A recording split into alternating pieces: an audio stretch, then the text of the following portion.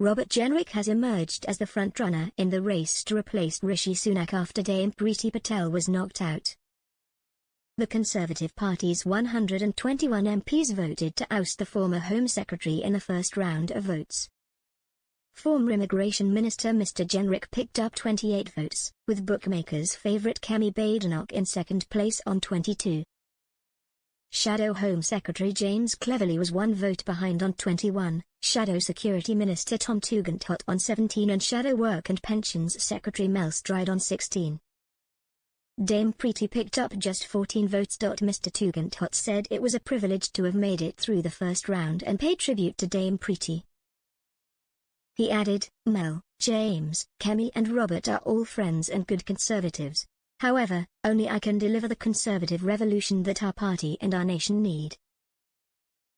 Shadow Communities Secretary Mrs. Badenoch claimed the result of the first round of voting showed there was huge support for her campaign. She added, it's time to deal with hard truths today, rather than big problems tomorrow. I look forward to making the case for renewal around the country, with colleagues and members. A second round of voting will be held on Tuesday before the final 4 take their campaigns to the Tory conference starting on September 29. MPs will then carry out further rounds of voting to select 2 final candidates for the party's grassroots to choose between, with the result of the members' ballot announced on November 2. Mr. Cleverly said momentum was on his campaign's side, adding, we can only unite our party with Conservative values and I am ready to lead, and win, the next general election. He added that Dame Priti will be an integral part of the Tories' future. The 5 candidates left are hoping to replace Mr. Sunak, who announced he would stand down as leader of the Conservative Party following Labour's victory at the general election on July 4.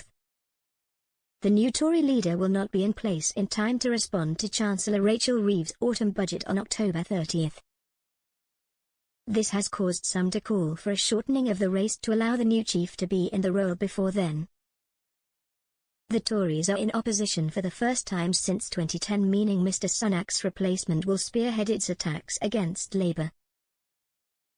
A Labour Party spokesperson said the Conservatives had successfully slimmed down the pool of contenders from 6 people who each played their hand in 14 years of chaos and decline, to 5 people who each played their hand in 14 years of chaos and decline.